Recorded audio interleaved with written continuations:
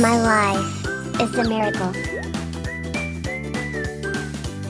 Every child has a story of God's love to share. Shalom world, tune into God's love story.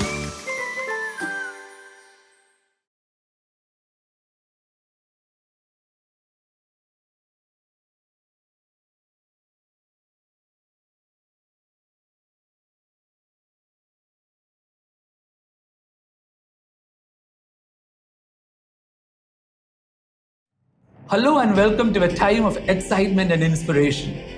I am Manoj Sunny, and together with Shalom World, we will take you through the journeys of a group of ordinary people in the Jesus Youth Movement who dared to follow an extraordinary call as a part of the full-time volunteer project. A project that has been instilling the missionary lifestyle in young people for the last 28 years. A project that has put 28 batches of young people, around 2,000 so far, through a 30-day intensive training and placing them in mission centers around the world for a whole year. And that's exactly why they are called God's crazy people.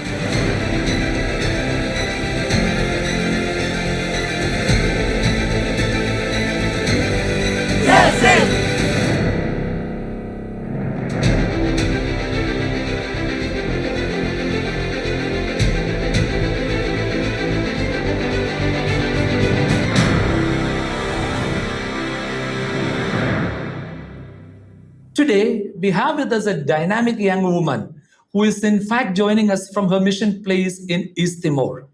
She is the daughter of Professor Sebastian K. and Mariam Thomas, brought up in the city of Bangalore, graduated in performing arts, English and psychology, and decided to attend the International Full-Time Volunteers Training in Thailand last year. She has won many awards in sports, dance, and theater. Let's warmly welcome this multi-talented young girl, Celesteen Sebastian, joining us all the way from Timor-Leste, where she is currently doing her one-year full-timership. Celesteen, hearty welcome. Thank you so much. Thank you so much. How are you? How are you enjoying East Timor? East Timor is very beautiful. It's just too beautiful. Each day gets just better and better. So yeah. You decided to take this one-year commitment soon after your studies. And you studied in a prestigious college. And these years, it is a big challenge for young people to take a break from studies. Why did you take such a full-time commitment? Why did you decide to take a break from your studies and went for this training? Well, it was not a break. It was a surprise and a gift from the Lord for me to go for something like this. Because I was not prepared at all, to go for something like this. I remember when I went for the training, my friends used to have this telling me that we prayed for 9 years, 5 years, 6 years, months just to go for something like this. And how on earth did you reach here within a month? Well, getting back to my story it was pretty fast.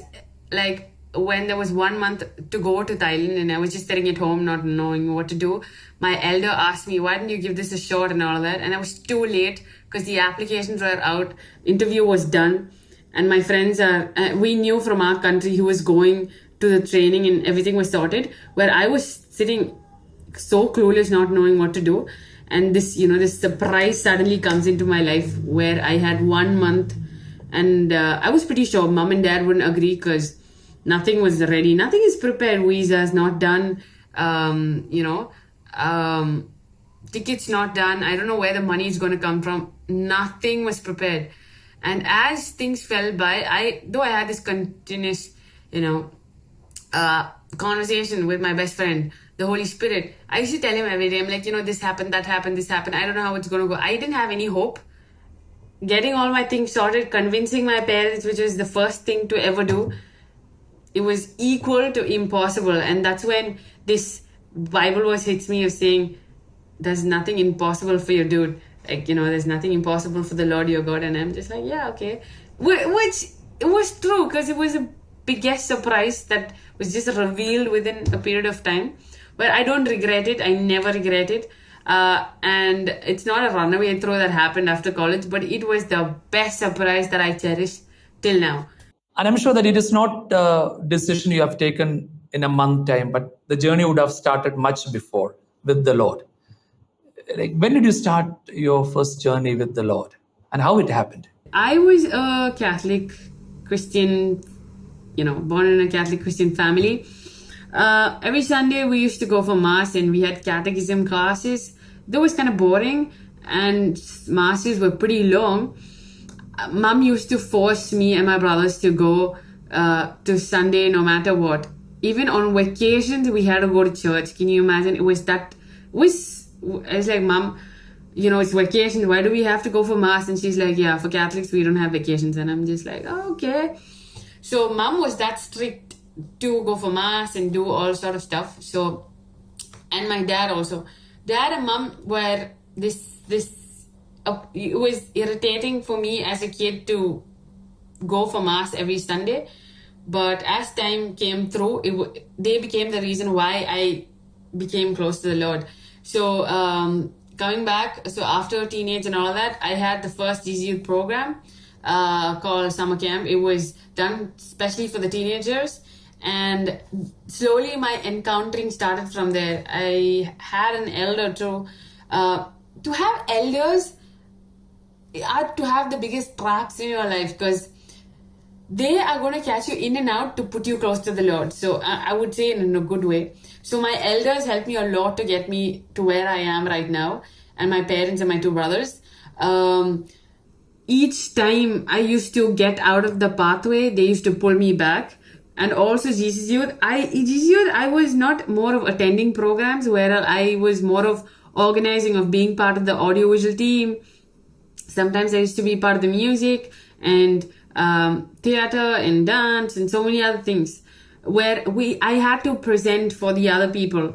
And in space, when I was enacting and I was doing a lot of things, is when the Lord started speaking to me and explaining me a lot of things. He was close to me through art, through writing poetries, and I danced with him. And it's a little complicated to explain, but it's beautiful when he comes through me through art and all of that.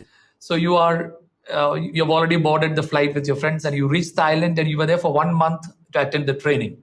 So how was the training? Did you enjoy it, and how did it benefit you?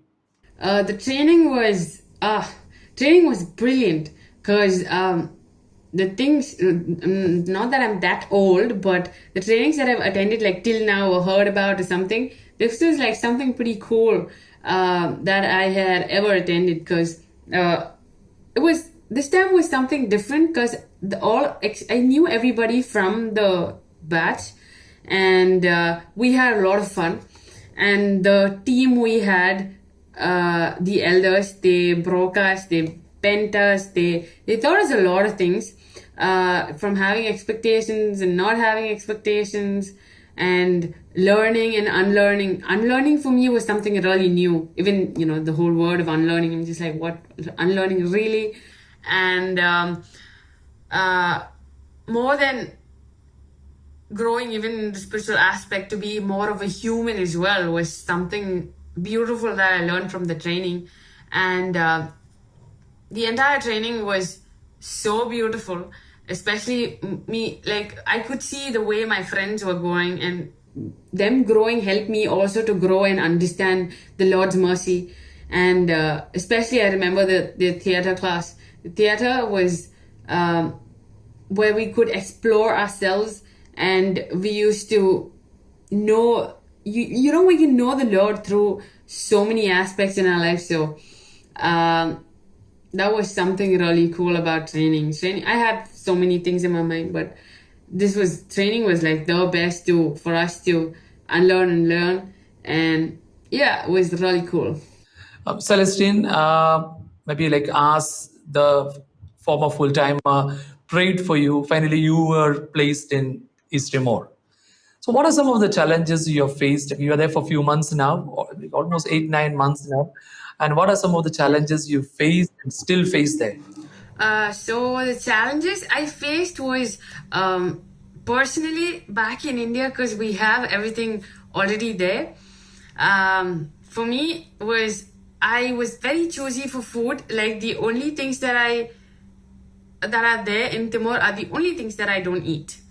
So eating from tapioca, from eating banana leaves, dog meat, all of that was totally something new to me, and to get adjusted with the culture. So the cultural differences was something really difficult for me to take in and understand. And the food was difficult. And then food was one major thing, and then second thing was the mindsets, because obviously the cultural differences was pretty hard. But to get my ideas through them and their ideas through me, that was a normal, that was a pretty normal thing, but I found it really hard. Being a missionary in this place, well, sometimes people have this notion when you go as a missionary, you're on fire, you're supposed to get as many souls as possible and do so many things, this, that. But as time flew, I realized was, Shalom, you're supposed to, again, it was the Lord telling me, just try to give your best 5 breads and 2 fishes, and the multiplication I will do. You don't have to sit and calculate.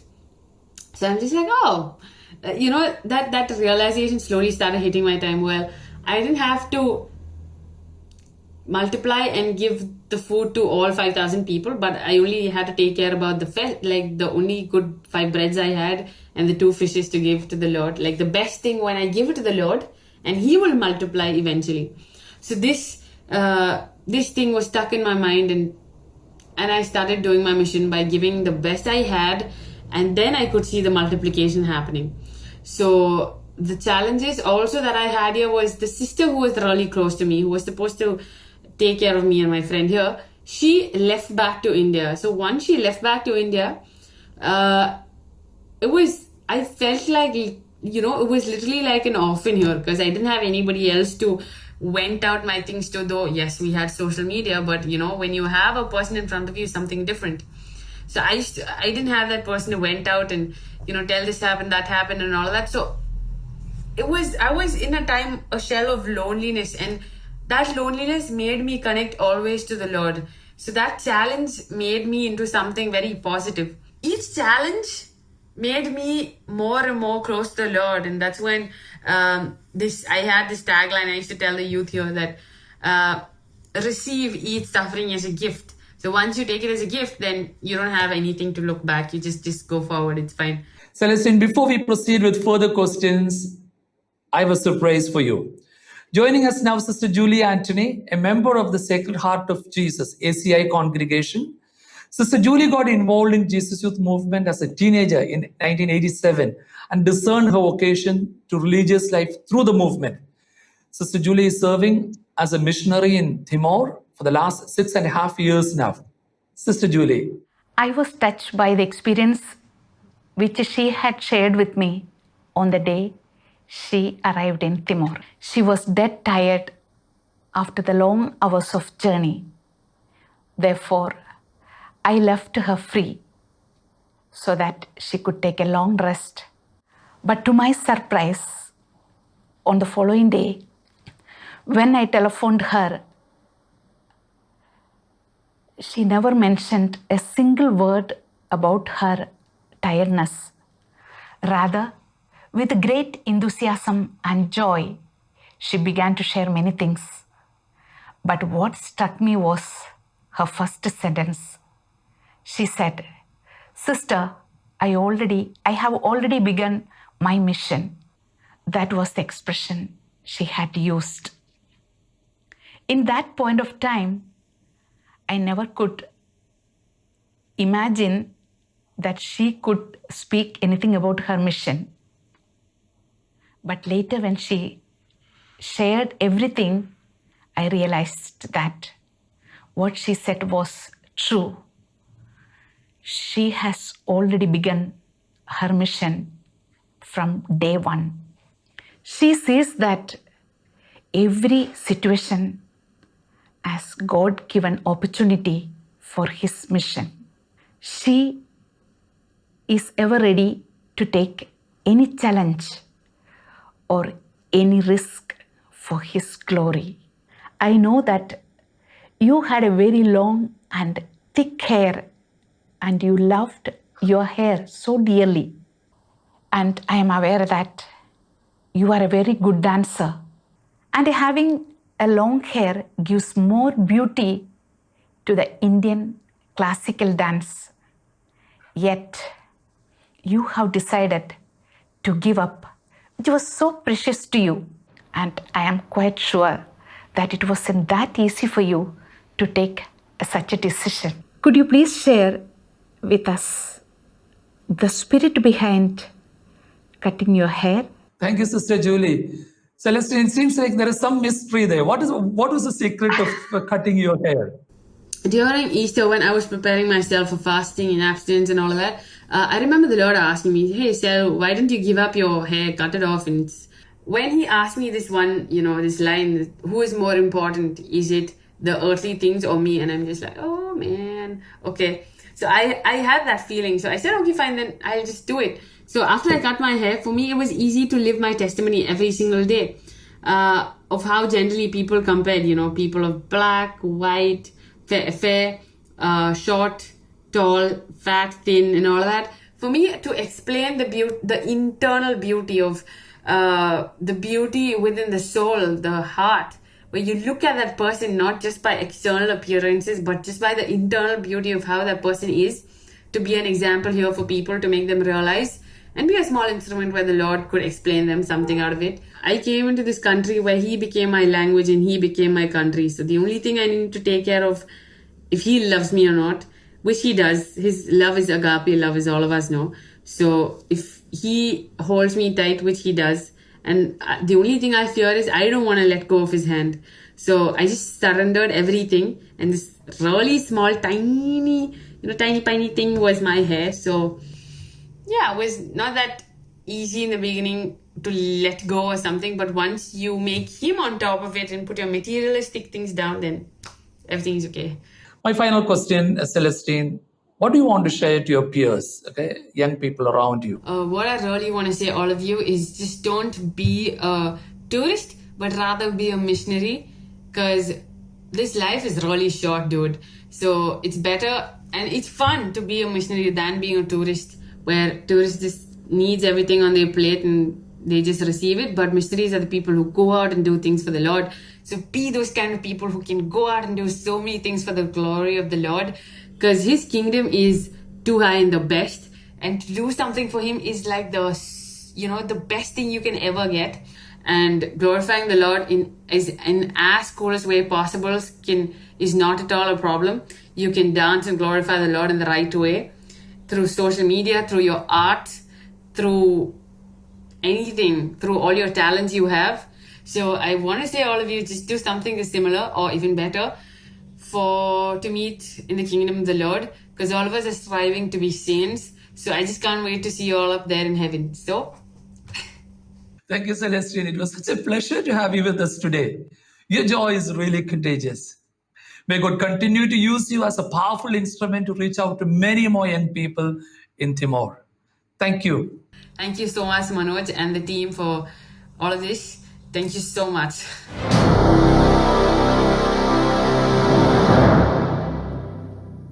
We are talking about a special call, and we are all set to meet our special guest for the day. A 1997 batch full-timer, this priest of the Ernakulam Angamali Diocese in Kerala is a firebrand, brimming with enthusiasm and simplicity, always exploring ways to draw young people to the Lord and to the church. He was the former National Chaplain of India and the International Chaplain of the Jesus Youth Movement. He was also animating the full-timers training several times in the past years. Let us welcome our special guest for the day, Father Chorian Nerevital. I was not inspired to attend the full-timers training program. Rather, I was inspired while attending the program. I was studying in a national major seminary in my theology. The last year of theology, I was asked by my superiors to do it outside the seminary, along with the diaconate ministry. So I was asked to attend 40 days of training, and my superior suggested the full-timers training program.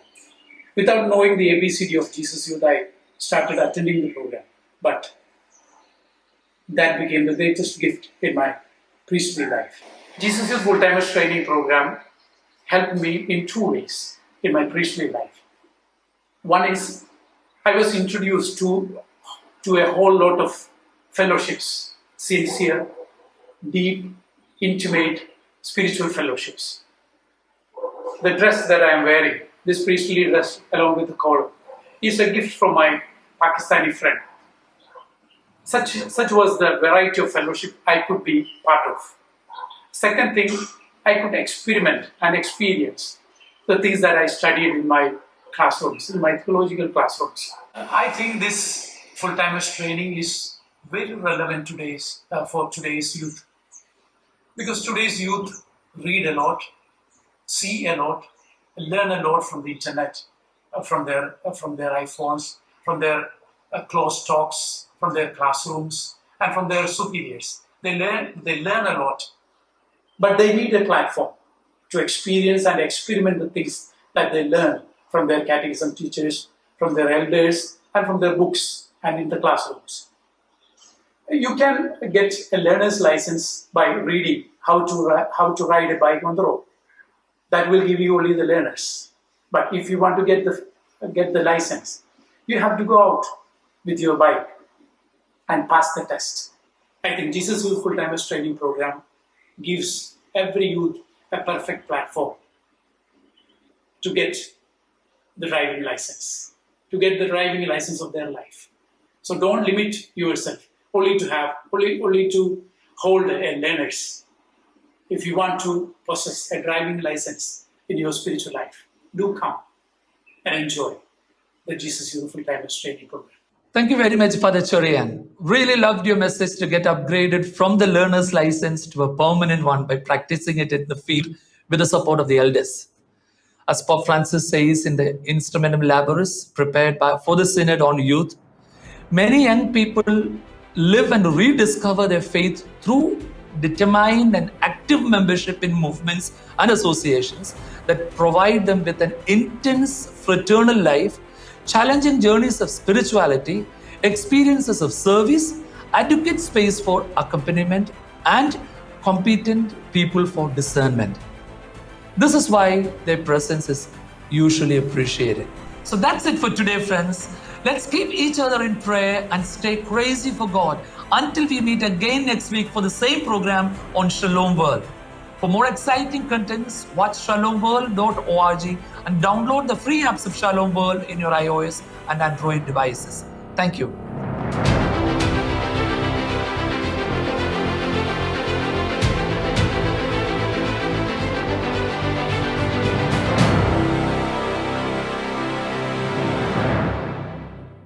To all of the viewers of Shalom TV throughout the world, I want to encourage you not only to support this amazing media apostolate, but to spread the word to others. We all know how the internet and mass media are polluting the world with the poison of pornography and so much other forms of materialism. This is the source of eternal life, the gospel, and Shalom TV is consecrated to spreading the word of Christ. Thank you.